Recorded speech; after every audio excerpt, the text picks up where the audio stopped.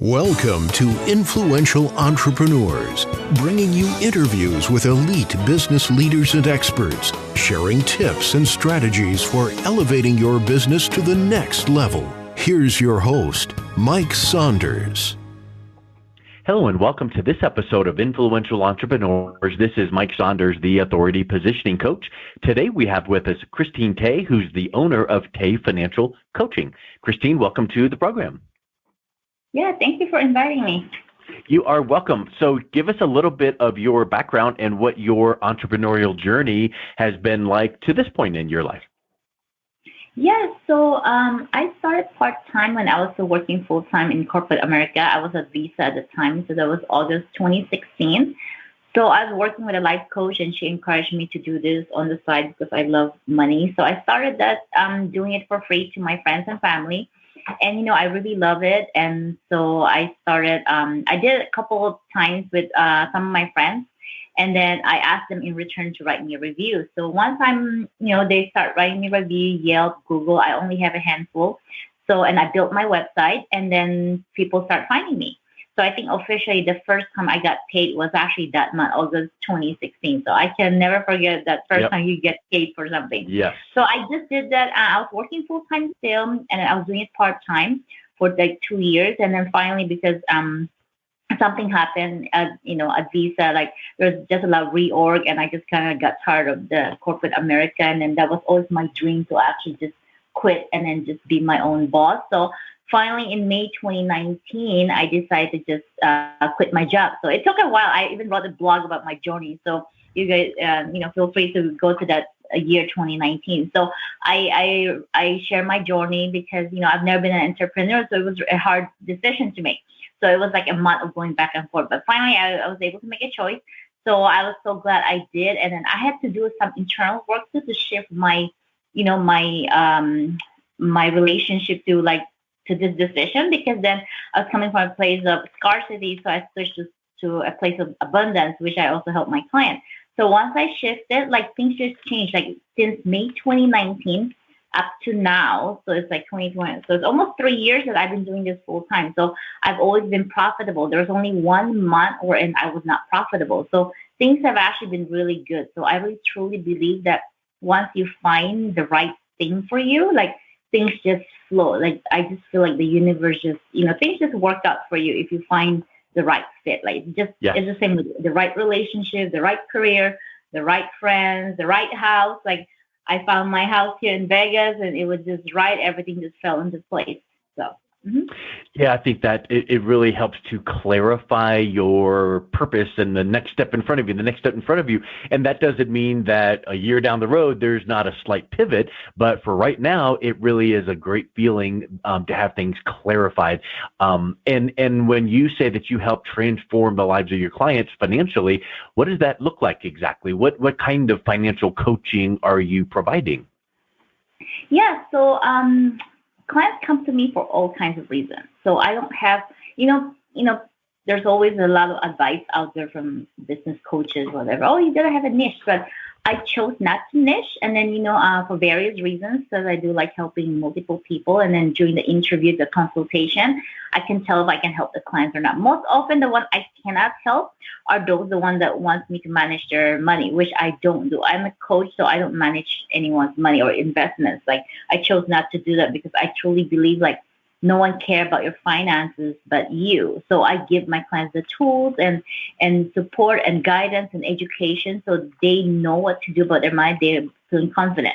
So in terms of transforming their relationship, so anytime you don't feel if I ask you, just ask yourself, how is your relationship with money? Okay, so it's the same type of question when I ask you, how's your relationship with your boyfriend, your partner, or your wife, then you'll know, oh, it's great. Oh, not so good. Awesome. So it's the same thing. If I ask you or ask yourself, how is your relationship with money? So if you can't answer great, so there's still some work to be done there. So some of my clients go from, oh, it's awful, I hate it, I don't want to look at money, to no, it's semi-okay, but the clients I work with kind of falls, in different spectrum from on the other side to maybe it's semi-good. So the way I work on things are people who usually doesn't have a good relationship with money are those who have a lot of debt, who chose not to look at money. They just kind of put their head under the sun because their debt is growing and they just don't want to look at it.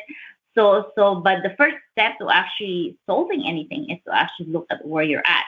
So I do applaud them and I tell them to pat yourself in the back for even reaching out to me because they know that it's finally time for them to actually take a look at it.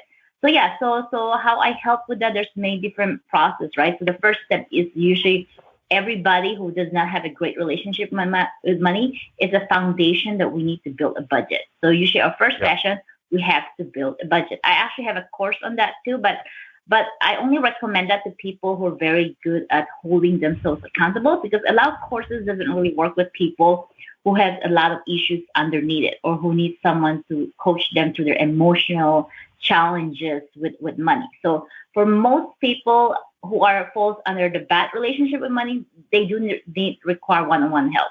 So basically, we help them. We start with the budgeting, and usually when they start budgeting, they start looking at their finances. All these challenges arise. So they're pretty emotional, and then so we work through that. A lot of them come from a history where their parents doesn't have a good relationship with money. So where else can they learn how to build a good relationship? Nowhere, because in most places in school it's not being taught. So then they're kind of at their own mercy, whatever. They have to kind of figure it out on their own for the most part. So then that's kind of how it works. And then it's almost like financial counseling. So we work on their issues, their history, their challenges, what's coming up for them. And then so I work with them on how to work through all the emotional challenges. When you say relationship with money and the foundation, you got to start there first. It reminds me of many, many years ago. I was in the mortgage banking industry, and this was back in the late 90s and early 2000s. And I distinctly remember just so many people that I would get referrals to help them do a debt consolidation mortgage, pay off their bills, increase their cash flow. So that sounds wonderful. I noticed, though, that many of these people were in their 50s and 60s, and they had huge credit cards and car loans and second mortgages. And I was like, wow, you need to, be further along than this. But the other thing is this. I noticed that people would come back every few years, the same people, and they would be back in the same mess. So what you're saying is so important with that relationship to money and knowing how to budget and holding yourself accountable. Or if you recognize that you can't hold yourself accountable, get someone like Christine to help motivate you to hold yourself accountable. Because if you don't make sure that you've got your money and finances and budget in place, the money's going to flow right through your fingers. So when you work with clients, how do you help them ensure that they're going to implement what you're coaching them to do? So I can only pull a horse so far. So I always tell my clients, I always ask them in the beginning during consultation, are you ready to do this work? Okay. Yeah. So I only have clients who actually are committed. So for the most part, my consultation, I don't follow up with my clients because then for me, I want someone who's committed, like they're ready to move forward. So I usually have them come back to me and let me know that they want to sign up. So either some of the clients, they kind of did their homework and then they're like, oh yeah, they want to work with me, which is during consultation, they pretty much made the decision already. Oh, I'm going to sign up. Some of them, they have, let me think about it. So I usually just let them come to me. So that to me tells me that they're the one who's committed. So that's kind of how I do it. And then also once they're committed and then once they're in the program, they usually do the work. I made that process so that way I refilter out those people who are already, ready to begin with. And the ones I do have a handful, it's very, very rare, maybe 1 out of 50, very, very few people. Actually, probably I only have one client so far in the past couple of months, or even the past year, we started a program, but she wasn't doing any work.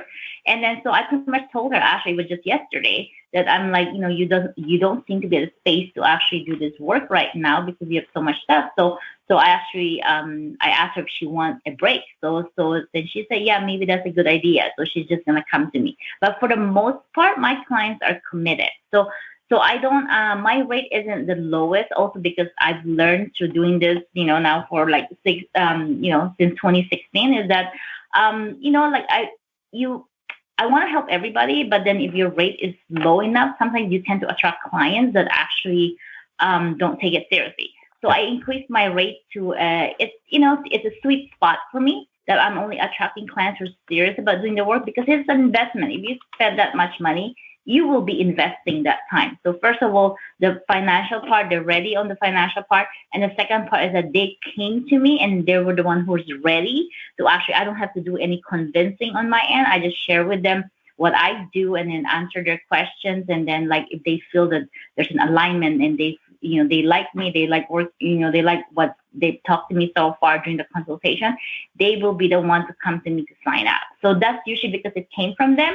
Usually they already committed to do the work by the time we started. So I never really had a problem. I really like that word committed, and I've heard this said so many times, and I literally just finished a training program this week where the trainer was saying that his mentor decades ago sat him down and showed him where he could go, the transformation of where he could go and improve personally and professionally, and then said, are you interested or are you committed? Because many times people are only interested. And if you're only interested, you're just going to take that budget that you work up for them and tuck it away and put it in your computer and never do anything. But if you're committed, and I've heard this one from Tony Robbins years ago said, are you sick and tired of being sick and tired?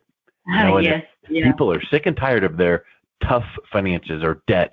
And if you're interested in taking the next step and then get to the point of saying, Christine, I'm committed, show me the way, guide me, hold me accountable, that's when the magic happens, right? I mean, I think that's that's what you're saying there, that's who you work with. So talk a little bit about transforming the relationship with money. In my estimation, people just look at money as, it pays the bills and I need to use it to buy things. But what is a relationship with money? It's about knowing that you can rely on money. So I like to give this analogy to my clients. So like think of money like your employee, you're the boss. So if you have a good employee, you don't have to be tied in, controlling him to watch all over them all the time. So if you have the budget, you have the system that works for you. You know exactly how much you can spend or willing to spend, and then you know how to plan. You're literally using the budget for all kinds of confiding, whatever. Like you have a big expense coming up, or like for example, a vacation that's not normal with a lot of my clients. So they will plan for that in the budget. So they really they kind of just give the instruction, or not really instruction, but hey, this is what I want. And then the employee, they're a good employee. They just know what to do. So that's how I like to learn to train your employee well. So that way you're the boss of your money. So the money is your employee. So you're the boss of your money, not money controls you. For a lot of my clients who doesn't know where their money goes, they just spend. So they're not being good boss. They're letting their employee run them over. So that's kind of how I want to use the analogy, if that makes sense. Yeah. You're the boss of your money. The money is not the boss of you. Yes, exactly. So when you work with clients that have spectacular results, what was the situation that they were in typically, both financially, and how did they feel emotionally that led them to you? And then after working with you, what was that end result transformation? What did they feel emotionally, like relief, and now the future is brighter? What does that look like with your clients? Yeah. So the ones that have done the work, so I'll give just some examples. Like one of my clients, when he came to me, he had a lot of debt, and then and then he came. But at first, this is challenges with some of my clients. When I have them start budgeting, they don't want to do the work. They're like, oh, why do I have to do work? Like rich people don't look at money. So I told him well, don't you think that maybe they're rich because they do watch their money? So, because then when I told that, something about what I said just made him click. And then after that, he's been tracking his finances every day now. And he enjoys looking at his budget. He likes to modify it, to confide in it. So now he's in a great shape. He has no more debt.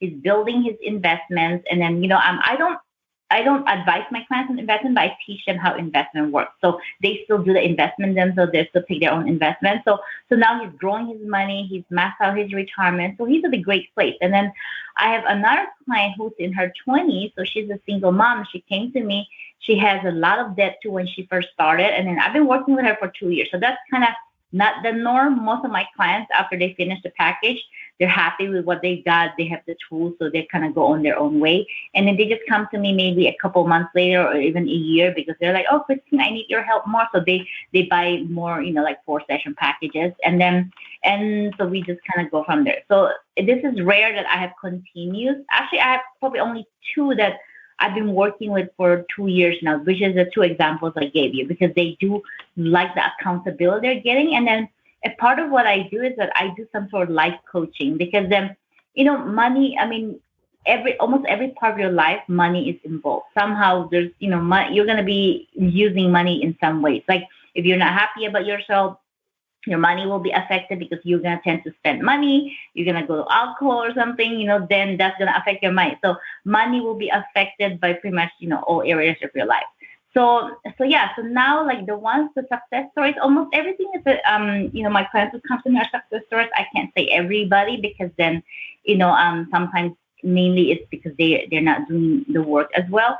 So the ones who does the work and then who make the changes, so they're at a great place now. They're more confident, and then some of them, have decided to write me a review. So the ones that you see on Yelp or on Google, so you guys can just find me, TEH Financial Coaching. I actually still left it in California because I don't want to change the state there, because then it just get messed up if you kind of change that state there with the advertiser.